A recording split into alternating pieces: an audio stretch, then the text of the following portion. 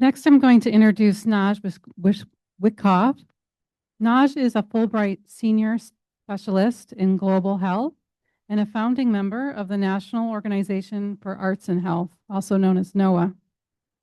Naj is also a professional artist. For over 3 decades, Naj has served as the arts coordinator for Connecting Youth and Community. He creates large-scale environmental sculptures, and for many years was represented by the Zolla-Lieberman Gallery of Chicago, and he's also an award-winning columnist. Please welcome Naj.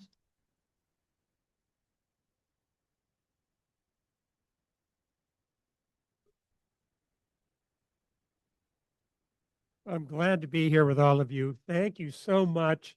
And I'm so thrilled that this is being taking place in a health facility. I mean, this is so exciting to me. This is such good news. Let's see, now I have to get out of this program. I got to find out. What do I do here?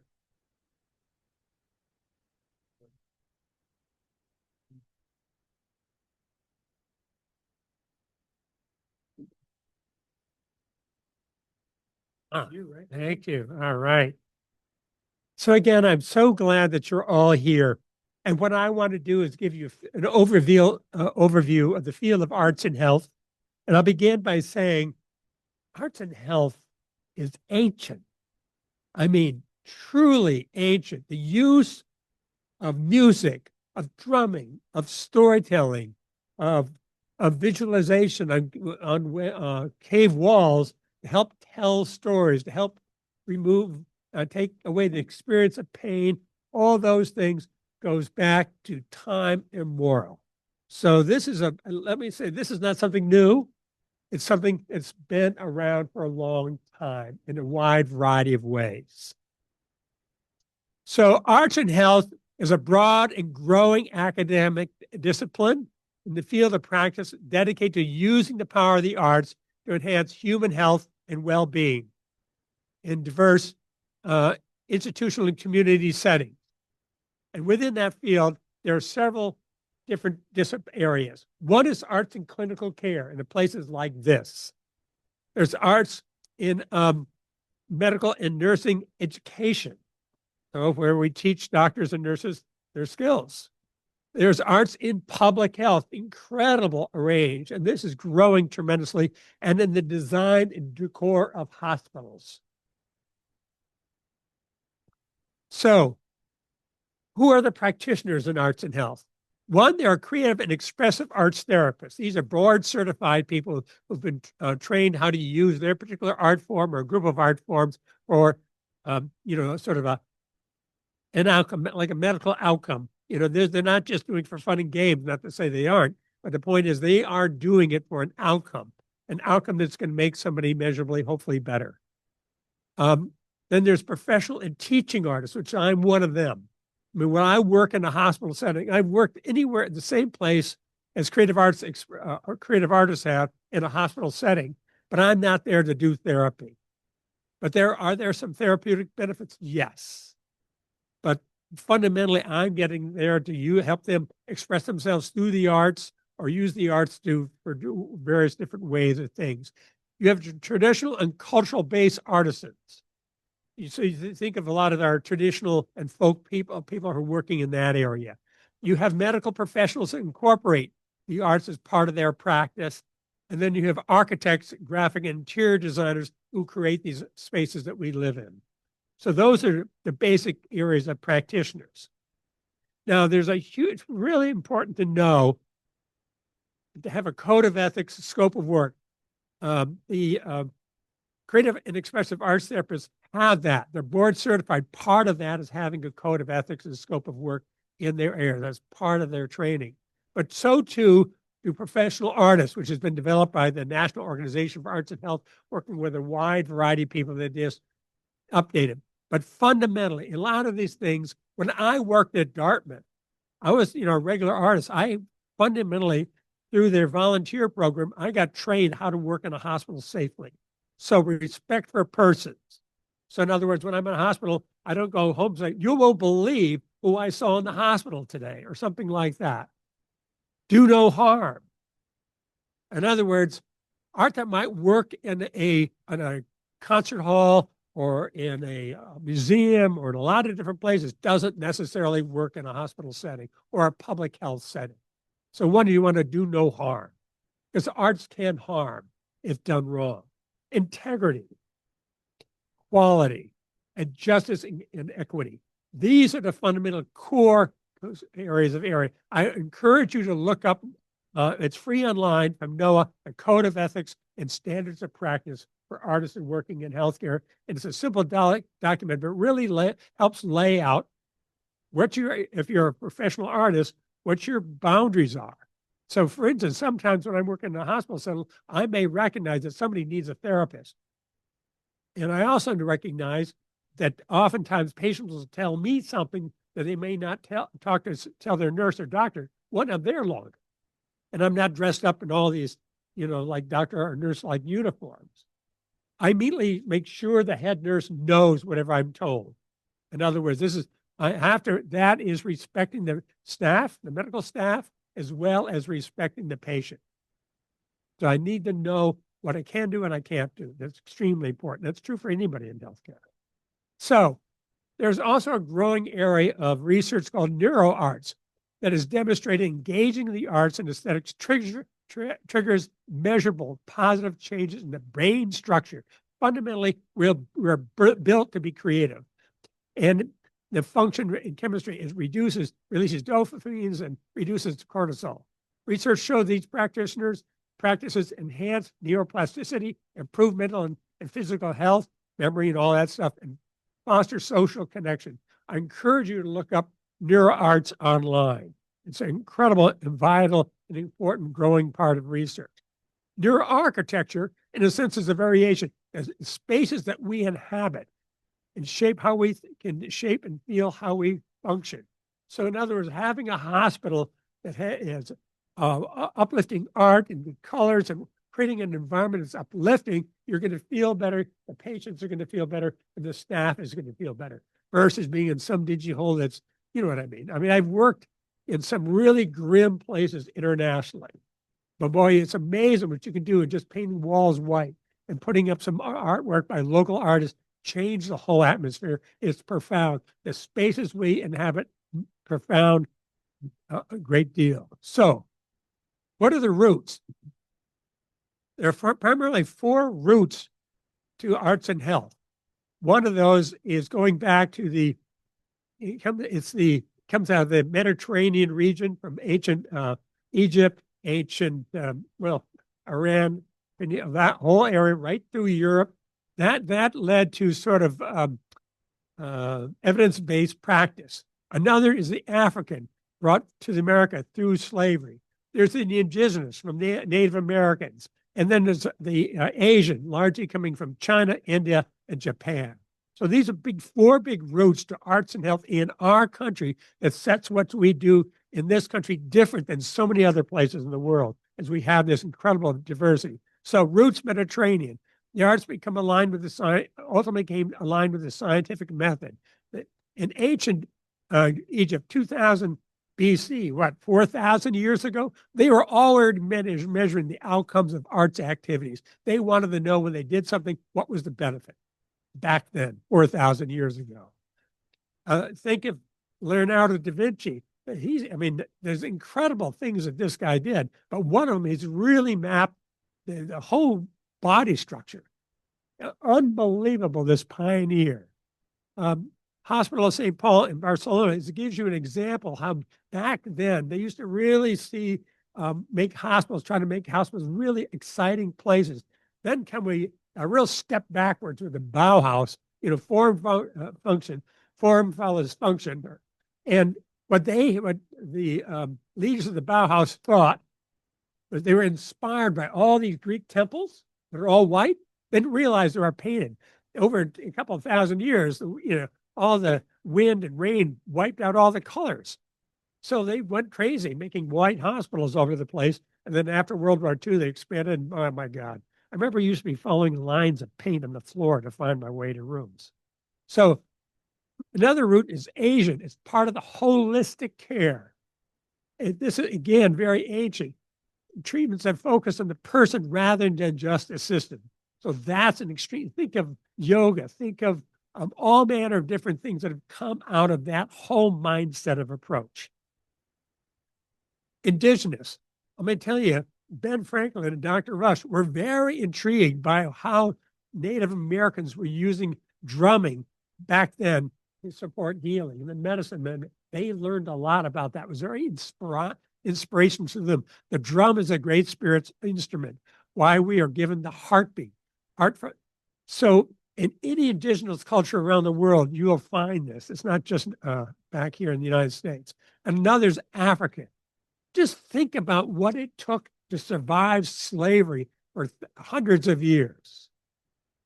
And out of that has come jazz. Out of that has come so much. Music helped, and storytelling, all that helped slaves survive. So that was a very important route. So those four things are powerful routes to arts and health in our country. Now, what are the areas of practice? One is medical education.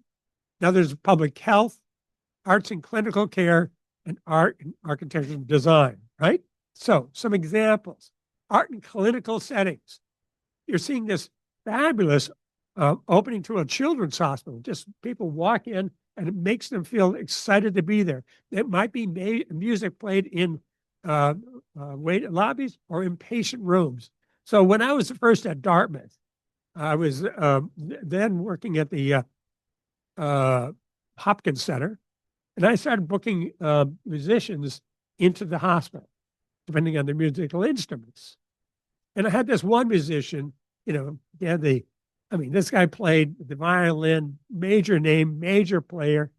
And through his contract, you get these extra couple hours a day when they're there. Usually they use it to do master classes for students. And I decided to use part of his time in the hospital. And he decided that he was too important to that. He said, you could have any music student do that. I said, well, I can have any pre-med student work on you too, right? Well, no. I said, this is your signature on the contract? Yes. He didn't think I was serious. So I took him to the hospital, right? And we're up there in the patient ward. He's got his violin out. And the first patient wasn't interested. He just wasn't, she was in pain. He said, did she know who I am? I said, she's got other priorities. The second patient, same thing. Now he thinks I'm setting him up. The third patient said, well, I see you have your violin. I don't know. Do you know how to play some Mozart? And he's, so he starts playing. Tears are coming down the patient's eyes. He is blown. For the first time in his life, he truly found out something new about music and its power to heal. That was an eye-opener for him. So 15 minutes later, I said, well, we need, there's other patients. Oh, but this is so incredible. I said, there are other patients. Meanwhile, the first patient, I'm feeling better now. So, power of music. So there's a wide range of things you can use the arts, whether it's in terms of whether it's in, I'll give you an example. If you're going to go into heart surgery, you want music that's going to really make you chill, relax, everything's going to go better. That's not what you want when you come out of heart surgery. You want something to make you feel alive. So an artist has to think about all that. Art collections, art on the wall, big part of using the arts on hospitals, environmental graphics. You've got to think about both the patient experience, but also the spirits of the doctors and nurses and staff of everybody who works in the hospital. In a hospital, you think about what are the very points of contact for a patient going through a hospital. We also think about what are the points of contact for doctors and nurses from the moment they enter the hospital to their workrooms, to their corridors, all that back in the house. That's equally important. You take care of your staff, they're going to take care of your patients. So that's vital to deal with burnout. Another is incorporating art that celebrates community.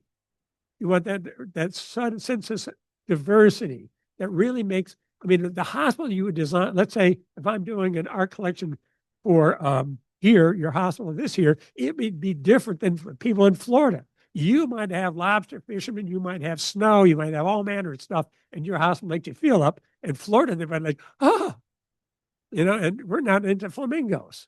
So, I mean, it's really important to reflect that sense of community in the hospital setting. Also stuff that can engage our work. What you see on the right, I guess on the left, the Wales, this is the Montreal Children's Hospital. The kids decided they wanted to have some whales. Why whales? The St. Lawrence River has a lot of whales swim all the way up it. And so we decided to have a mother and baby whale, and that we'd make a reef be out of this city. 450 people, patients, their family members, and doctors and staff helped co-create that. They each got these little tiles, and they each got these little group of paints. They could do whatever they want within that color range. And we assembled them, and they got these 2 whales out of it. So you can imagine those patients can come back 10 years from now and say, I created that. And the same thing for that nurse, that doctor, their patient. And it was a huge bonding issue and made every single media in the hospital is so excited. Let's do more. The other one here you see on the right was designed by staff, and it's in a staff room. So this is designed and created by staff for staff in a staff space. So you got to think about both places.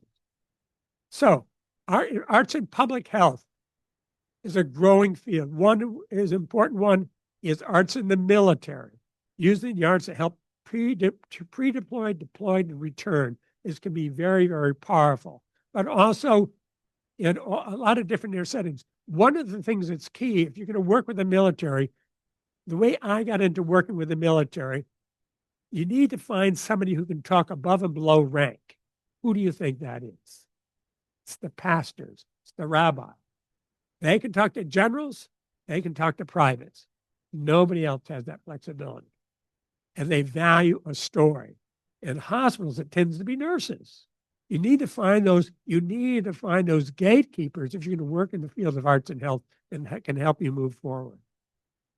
So arts in public health, mental health is crucial. Arts in suicide prevention, arts in mental health disease, arts in a wide variety of different things.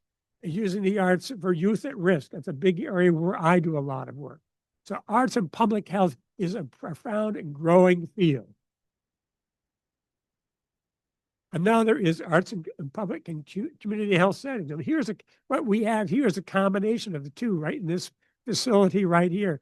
By increasing, you think of arts in PD, arts for people living with Parkinson's disease is now spread worldwide, and it started from a dance company in New York City, Mark Morris, become huge.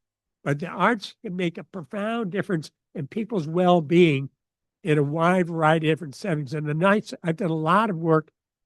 I did some work in the West Bank in Israel for first responders to war and terror from both Palestinian and Israeli. And you can imagine that was a very tight, tense emotions. But we used the arts to help them get to their center. The first thing I did is I divided the men and the women. And all the women in one space so they could talk to each other. They were much more open to talking to each other than the men, you can imagine. But really getting people to help find that safe space so they could open up and use the arts, teaching them how to use the arts in their own work. And it was profound. So you can bring people who have very different politics, different emotion together through the arts. And that's an incredible power that you all have.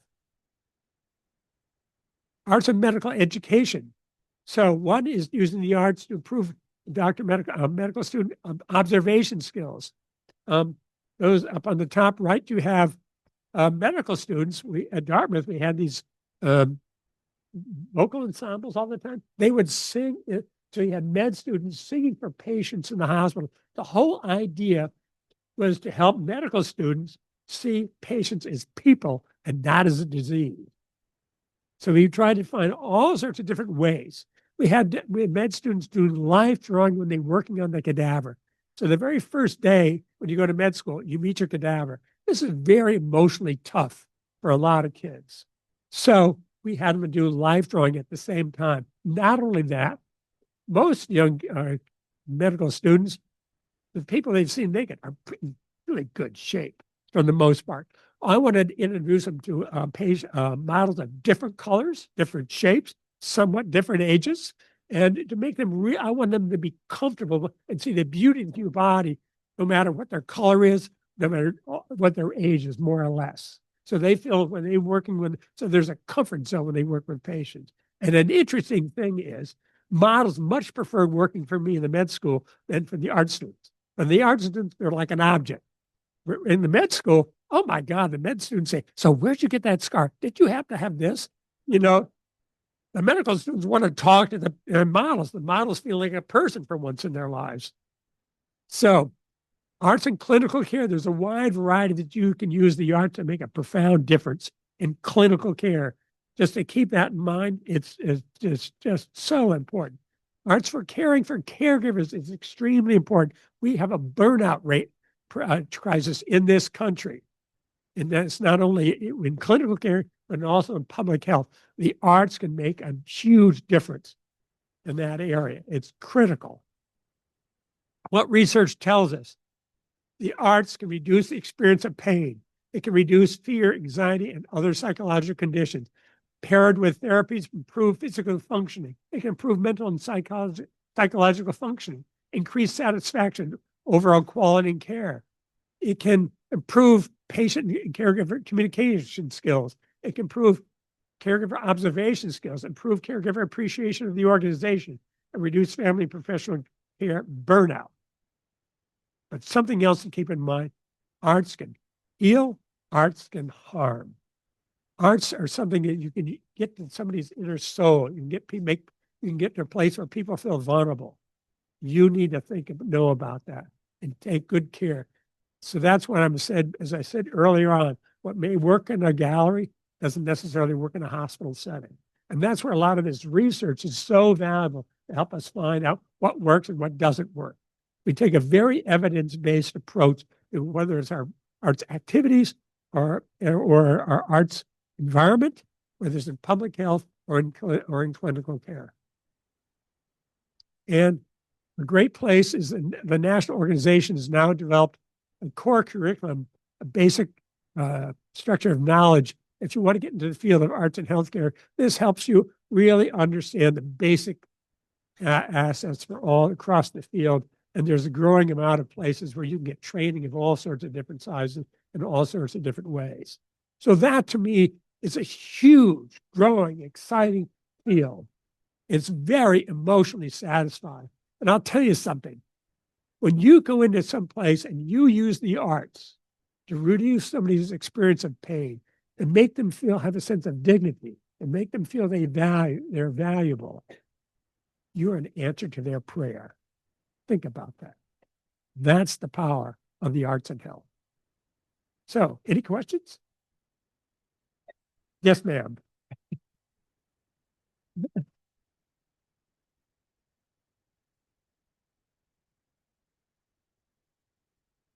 A long time, yeah.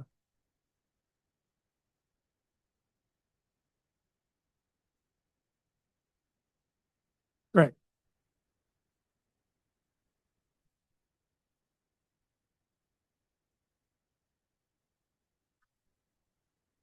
Well, two things. I just got to tell you, the New England Foundation for Arts, decades ago, had decided to have an exchange with England, and I was sent over there in terms of arts and health.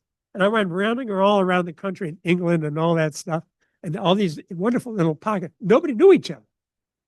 So when I came back, fundamentally, I created a database of who was doing arts and health in England, whether it was in York, whether it was in wherever it was. And I also met the founder, real pioneers, Peter Senior and all these pioneers in the field. And the next year, we decided to create a conference using the database of all the people I connected. So how do you get paid? There's a couple of different ways of getting paid. Because, for instance, for art collections, I don't ask artists to donate art. I want to buy it from them if they do it. So I use philanthropy to pay for art in hospitals by and large. Increasingly, I'm using philanthropy because one, if a hospital is doing a renovation or an expansion, it takes a long time. And guess what gets cut? And especially now with a tremendous research dollars. So philanthropy is an incredible way of raising funds to support the arts, because anybody who's in philanthropy has somebody that's either in a hospital or is going to be in a hospital.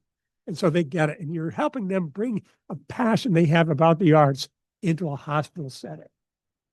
And it doesn't take away from what they're going to give to the museum, the dance company, or something like that.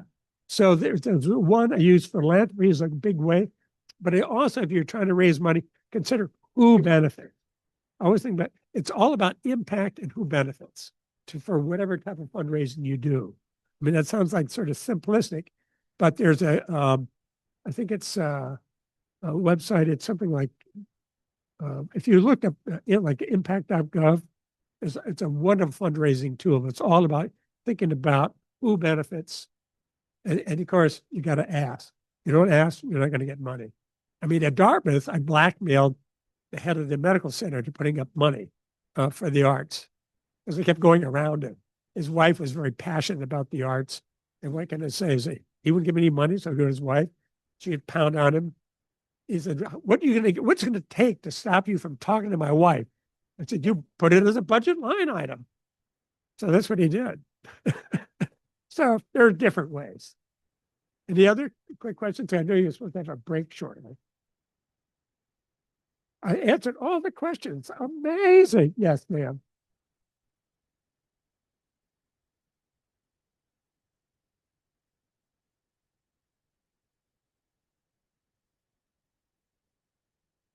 Yeah. Well, let me give you a simple example that happened to me. Yes. Oh, so what she wanted to know if I can give an example how arts can harm. So when I was a little kid, once a week we had a music teacher come to our class. And she was teaching us, these classic American songbooks, about all that stuff. And she decided I wasn't good enough. So imagine, for an entire school year, I sat and watched my classmate sing once a week. What do you think that did to my sense of self-worth? I was terrified to do anything like public speaking. Terrified, the idea of singing. Terrified in so many different ways, because she was so focused on product rather than process. So that's an example of arts hurting someone. There's a wide variety of different ways. So, for instance, when I was up in Alaska, and I went into this one hospital unit, and it was the head doctor was an avid photographer, and these huge, incredibly highly detailed photographs, and sometimes like a bear coming right at you. I was trying to say, no, we love wildlife, but if it's like coming screaming at you, that's not going to relax your patients. I know you're a great photographer, but you're abusing your power. Just because you're the head doctor, you have no right to put your art up everywhere. And the hospital got that. They heard that, because he was abusing his power, but more than also he was using imagery that was literally frightening people. And it made a measurable difference when you changed the art. So that's another thing. Yes, ma'am.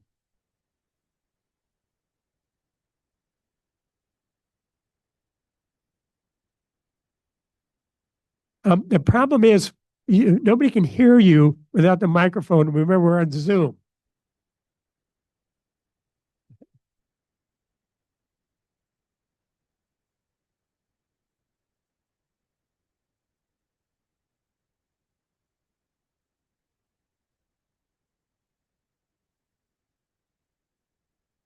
That's right.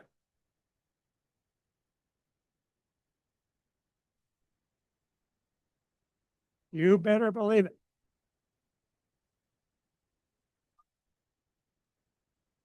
So what she described, for those of you who couldn't hear, this our harpist is that somebody under anesthesia, you can use the harp music and make them feel relaxed. But if you play that same music, they may not come out. You got to get something to uplift their spirits. Yes. Ah, okay. I think we. Okay, what is the Zoom question?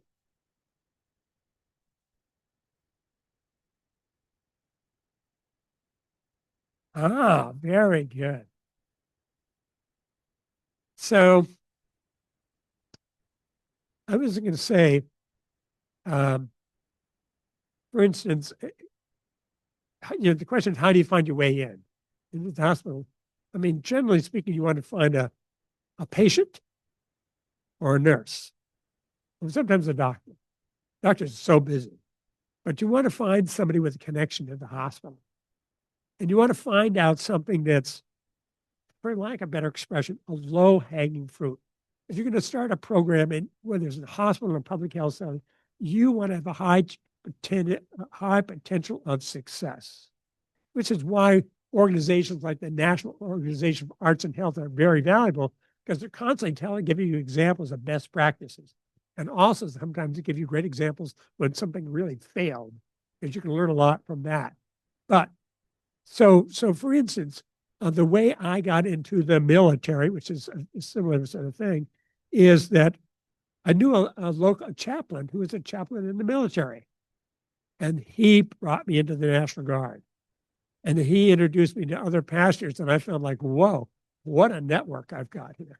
And that helped me develop quite a remarkable program of arts and health in the military that then helped co-create a national initiative for arts and health. And now we have creative forces at the NEA and stuff like that. So I was one of the pioneers who started that field. And it all started from me talking to a pastor who I knew was a military pastor. And now it's a great field going on by itself. So things start small, and just be curious and just find out who you know. So that you know the classic thing, you're 6 phone calls away from anybody in the world. It's the same thing in terms of working in healthcare or anything else. It's about talking and listening. I mean, I found out some interesting things last night when I was at this reception, just chatting with people most of the people there I didn't know about. And I started chatting with people, and all of a sudden it's amazing what people tell you. The key is being a good listener, trying to get other people to talk to you rather than you talk to them. And you'll find out so much that it can open doors for you to bring your talents and make a difference in other people's lives.